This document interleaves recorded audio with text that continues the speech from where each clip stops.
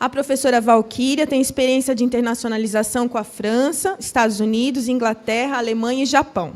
Então, eu passo agora a palavra para ela, depois eu apresento a professora Germana e depois o professor Thomas, que vai falar. Muito obrigada, Valquíria, contigo. Bom, boa tarde a todos. Em primeiro lugar, muito obrigada pelo convite, por estar aqui essa tarde.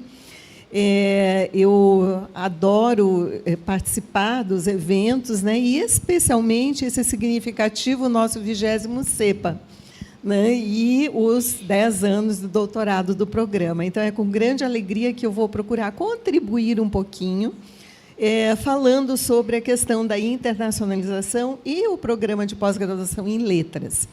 Eu pensei muito a respeito de como faria essa apresentação. E não gostaria que fosse uma apresentação assim estéril, sem um objetivo no final. E o que eu quero mostrar para vocês hoje, em vez de elencar todas as ligações que o PPGL tem com o exterior, isso está lá na página, ou vai estar, ou cada professor vai contar da sua experiência, eu prefiro dizer que a internacionalização não é um bicho de 7 cabeças.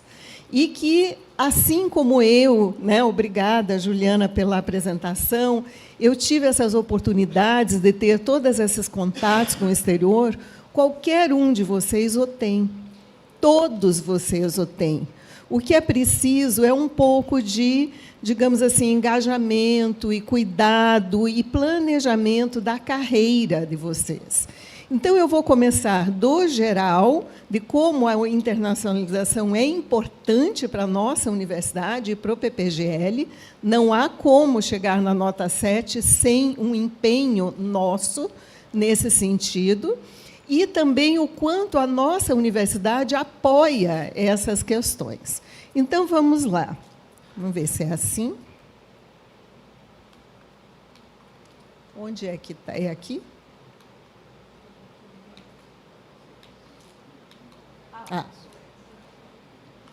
Mas já é o primeiro? Então, eu vou começar mostrando para vocês o quanto nós estamos amparados nas questões de internacionalização na nossa universidade. Eu falo aí de 3 documentos de suporte. O primeiro é o Estatuto e também o Regimento da Universidade, que ambos são de 2006. Vejam bem que lá vai um tempo.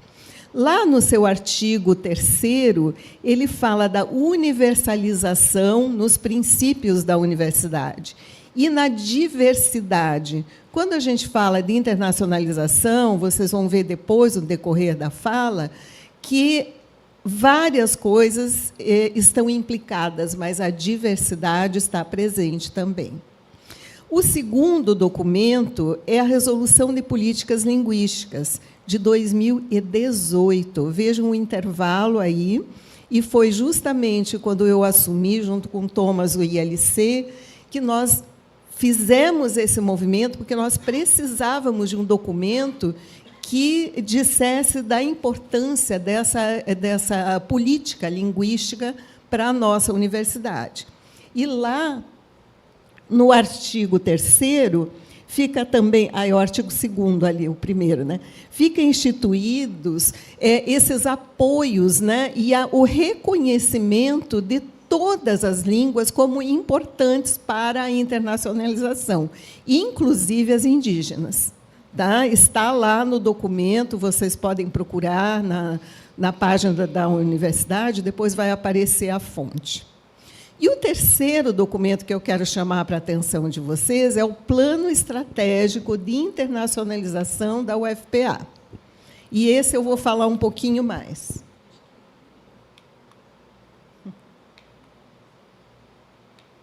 Foi. Então, este documento ele está aí nesse site da ProInter. E aí eu queria também mencionar que a professora Marília estava à frente da ProInter quando esse documento foi elaborado, pelo menos no grande trabalho a respeito dele, que eu fiz parte dessa comissão. e ele foi finalmente publicado em 2021. A professora Marília, que é uma das escritoras da PCN do doutorado, junto com a Germana. Né? Então, ela também tem muita propriedade, é nossa professora aqui, para chamá-la, para ela discorrer sobre essa questão da internacionalização. Esse documento tem 88 páginas, mas vale a pena vocês lerem as 32 páginas de texto mesmo que tem lá. Então, neste documento, você tem lá ações de fomento à cooperação internacional. Eu chamei a atenção aqui de alguns, né, que é o Programa de Apoio à Cooperação Interinstitucional, que é o PACE, quando pesquisadores podem concorrer e visitar grupos de pesquisa no exterior.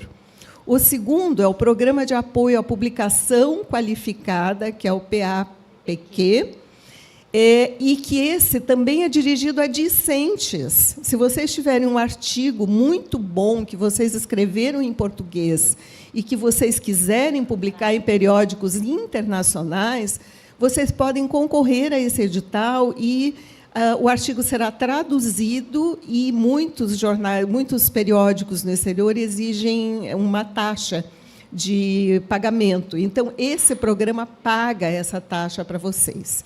Então, vejam, é só ter as boas ideias. E o terceiro programa é o Programa Institucional de Apoio à Produção Acadêmica, PIAPA. Então, esse é o programa que vocês podem ir a eventos, quer dizer, aí é mais restrito a professores, né, que podem concorrer para receber uma ajuda de custo para ir a eventos nacionais ou no exterior. Eu continuo. Tá? Esse plano estratégico de internacionalização da UFPA ele é fruto de um questionário imenso que foi mandado para todas as pessoas, toda a comunidade acadêmica da UFPA. E eu trago aqui para vocês algumas das percepções que são assim, que chamam a atenção.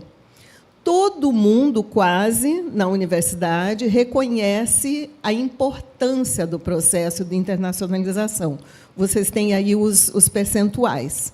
Vejam que, na pós-graduação, é bem mais importante que na graduação. Tá? E só uma minoria acha que isso é totalmente dispensável.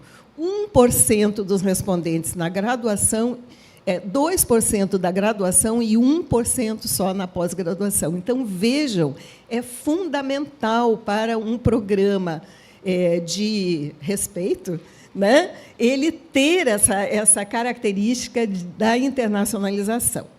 O índice de envolvimento da comunidade acadêmica da PPGL, por outro lado, não é tão grande, dos programas de pós-graduação na UFPA não é tão grande. Vejam que 92% dos discentes da pós-graduação nunca participaram de um programa, pelo menos os que responderam ao questionário. Já os discentes, né, os docentes, 27% já participaram de algum programa, e por isso que eu digo, é para todo mundo, vocês não participam porque não correram, né, atrás, ou ainda não correram. E 55% dos programas de pós-graduação recebem professores do exterior, o que é também muito bom. Quais são as maiores dificuldades para a mobilidade estudantil? Esse questionário também mostrou que, basicamente, são duas: a questão financeira e o idioma. Aí, o resultado desse grande questionário que foi feito com todos nós é um plano estratégico de internacionalização da UFPA. Esse plano ele é um quadro imenso que tem nesse documento e que tem os seguintes temas: o tema estratégico, a recomendação, qual é o objetivo daquele tema, qual é a estratégia de ação que a universidade vai fazer, qual é o indicador que vai dizer se a gente está andando para frente ou para trás ou está estacionado, qual é a meta, quais são os instrumentos de ação e quem é o responsável pela ação, ou quais são os responsáveis. Está tudo lá no papel. E vocês têm que bater na porta desses responsáveis e dizer, cadê, né, a minha ajuda aqui para cumprir isso? Os temas são 4. Primeiro, é uma políticas e diretrizes linguísticas para a internacionalização da UFPA. Então, o que tem ali de oferta, de curso, de programação, a quem procurar, quem vocês devem buscar, onde buscar. O segundo é políticas comunicacionais, porque no questionário ficou patente que muita gente não sabia como fazer. Então, a instituição não está se comunicando de maneira clara com a comunidade. É isso que eu procuro trazer um pouquinho aqui. O terceiro tema são as políticas institucionais, das quais eu mencionei aqueles 3, que são muito importantes, o PASSE, o PIAPA e o PAPQ. E as políticas de promoção da internacionalização acadêmica. Então, cada um desses temas aí, ele tem lá no quadro o tema, a recomendação, todos esses itens aí, inclusive quem é a subunidade ou quem são as subunidades, as pró-reitorias responsáveis. E agora eu falo um pouquinho, né, da minha área, que é ensino-aprendizagem de línguas. Vejam que a baixa proficiência em línguas estrangeiras é um dos entraves críticos para a internacionalização na UFPA. Todos os programas de pós-graduação exigem proficiência em leitura, em pelo menos 1 ou 2 línguas adicionais ou estrangeiras. Eu coloquei ali adicionais, porque isso aí é uma implicância minha, né, de linguista aplicada. Quando a gente aprende uma outra língua, ela deixa de ser estrangeira para nós. E ela passa a ser uma língua adicional, inclusive com as questões identitárias. Eu passo a ser mais aquela língua, eu me faço um indivíduo também naquela língua. Então, a política linguística, né, que é essa resolução, tem alguns princípios. Eu vou chamar a atenção só sobre o que está em negrito, que é o acesso à aprendizagem de idiomas, o intercâmbio de docentes, discentes e servidores, tá? Então, toda a comunidade, e a inclusão, entendendo que o ensino-aprendizagem de línguas adicionais é inclusiva, é uma ação afirmativa, todos têm direito de aprender. E a universidade tem várias ações nesse sentido. Aqui, no programa de pós-graduação, nós temos muitas ações. Discentes, nós recebemos alunos estrangeiros, quase todo ano tem gente de outros países aqui. Os nossos alunos vão para outros países para fazer o doutorado sanduíche, até está com a seleção agora aberta, e outros programas com outros tipos de financiamento. E os discentes podem participar também do programa de publicação qualificada. Já os docentes têm mais oportunidades, né? Nós temos sempre docentes visitantes, convidados para eventos e colaborações pessoais entre nós e professores de outros países. Do PPGL também temos ido para outros países. Temos aproveitado, talvez, a publicação qualificada, eu não sei, porque, normalmente, esse programa eu não utilizo, e também não quis fazer da minha fala tantos usaram isso, tantos, porque seria muito árida. E também temos vários projetos conjuntos, que eu acho que meus colegas vão acabar falando de alguns, e também a gente não pode citar só alguns e não citar todos. Mas, para tornar isso ainda mais pessoal, vocês olham assim, né? A Juliana falando de mim, até parece que eu sou especial. Eu não sou especial, tá? Eu já fui igualzinha a vocês. Uma aluna de pós-graduação, meio perdida, meio sem saber o que fazer. Mas, quando eu estava na graduação, e isso que é o mosaico, tá? Porque a internacionalização é um mosaico de enriquecimento acadêmico e cultural, e eu diria também social. Mas, quando eu estava na graduação, vejam, 1976, tá? Eu pensei, eu quero fazer mestrado. Eu já falava inglês, eu já tinha estudado inglês, eu já falava inglês. Mas os mestrados em linguística, naquela época, você precisava de francês. Então, ainda na faculdade, eu fui fazer um curso de francês para leitura de textos acadêmicos, porque era impossível você cursar um mestrado sem poder, pelo menos, ler. Os materiais eram muito raros ainda. Eu entrei no mestrado em 78. Né?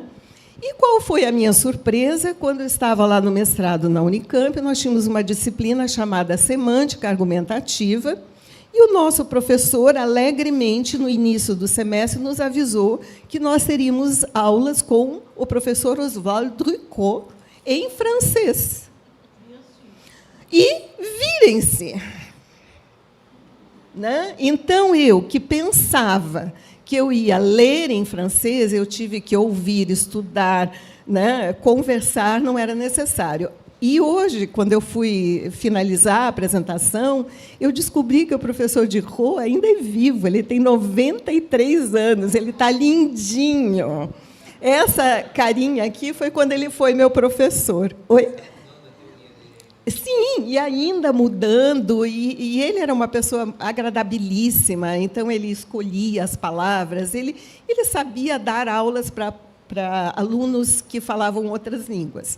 Mas, enfim, nós passamos na disciplina, então isso é um bom sinal. E aí eu continuo com o meu mosaico, né, com várias fotos e várias coisas que fazem parte da minha vivência. E tudo isso não foi fruto, digamos assim, do acaso, foi fruto da procura, do trabalho, da busca, de muitas coisas que vocês todos têm nas mãos. O primeiro aí, olha, visitas informais e amigos professores. Aí vocês têm essa foto que está no topo. Esse é um amigo meu, poeta, e foi meu professor aqui num curso. E, cada vez que ele vem em Belém, ele vai visitar as minhas turmas. E ele faz filmes, ele é uma pessoa adorável. Né? Na última, nessa visita aí que vocês vão ver, que vocês estão vendo, ele cantou as canções da inocência, as canções da experiência do William Blake, que elas foram escritas para serem cantadas. Né?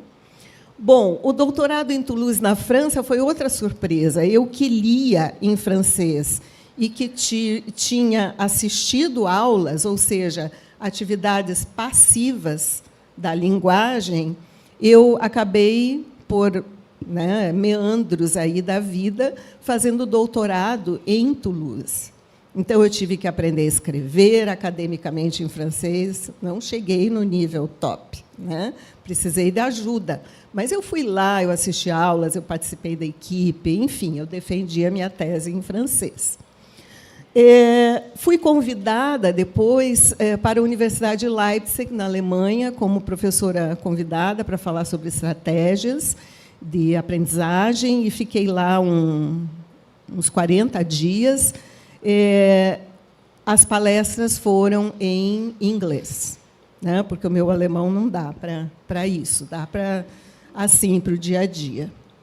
Eu fui pelo PASSE, o PASSE é editais, você concorre. Eu fui para a Universidade de Hull, onde conheci essa pessoa que está no vídeo aqui, Marina Moson-McPherson, que é minha grande parceira na pesquisa em centros de autoacesso e em aconselhamento e aprendizagem de línguas. Já estou quase acabando. E essa foto em que ela aparece no vídeo foi uma colaboração internacional com gente da Itália, com gente da Inglaterra, com gente da Austrália, que nós fizemos no Congresso da AILA, em 2017, que foi no Brasil. Primeira vez que um congresso internacional da Associação de Linguística Aplicada foi na América do Sul. Então, teve essa mesa. Então, vocês vejam, tudo vai se construindo. Né? Orientei 2 alunos estrangeiros, a Catalina Henao Lopes, da Colômbia, e o Kemar Wright, da Jamaica. Os 2 aparecem comigo lá em casa, no Natal. Tá? Aí, nessa foto do Natal, que eles estão sozinhos aqui, foram passar o Natal com a mãe acadêmica. Né? E, finalmente, em 2021, uma visita de Satoko Watkins, que é também uma especialista em aconselhamento linguageiro e em aprendizagem de línguas, que veio nos visitar aqui e conhecer o nosso centro de autoacesso. Então, eu digo tudo isso ao longo do quê?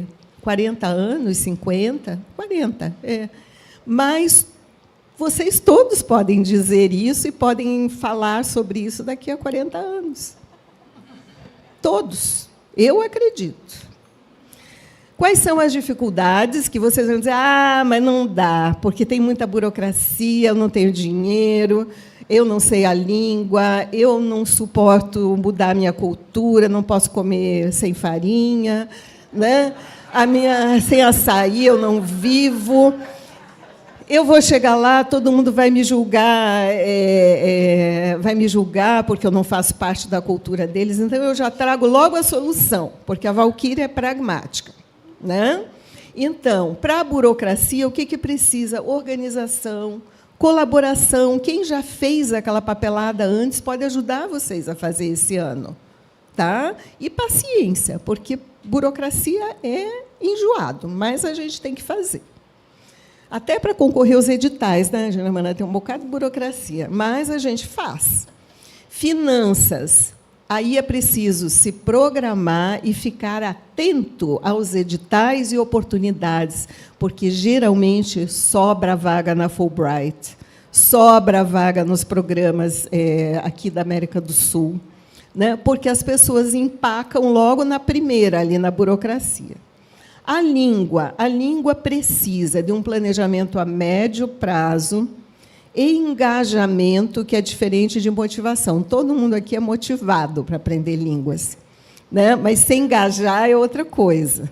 Tá? Então, é preciso esse engajamento. A cultura. O segredo das culturas e da adaptação é a não comparação. Todas as culturas têm coisas boas e coisas não tão boas. Então, não se pode comparar. Tolerância e compreensão. E para a cultura acadêmica, que é outra história, né? A gente precisa observar os outros, a gente precisa procurar se inserir em tudo que for possível, até na caixinha do café. Aliás, essa é uma maneira maravilhosa de entrar numa comunidade, né? Você oferece alguma coisa. E as trocas, né? Sempre tem um aluno lá na pós-graduação, onde vocês estarão, no laboratório onde vocês estarão, que precisarão de alguma coisa de vocês. Né? Então, vocês vão trocar informações, como são os estudos nessa área aqui no Brasil, etc. Então, já quase finalizando, a minha insistência é que vocês podem percorrer esse mundo todinho aí. Tá? Hoje em dia, se privilegia muito a questão das trocas sul-sul. Né? Então, vamos procurar trocas com os países da África, com a Nova Zelândia, com os próprios nossos vizinhos aqui na América do Sul. E aí a questão da língua é bem mitigada, né, devido a isso. Mas não tenham medo, alcancem, persistam, porque todos vocês podem falar da sua experiência de internacionalização daqui a 40 anos, como eu falei. Muito obrigada.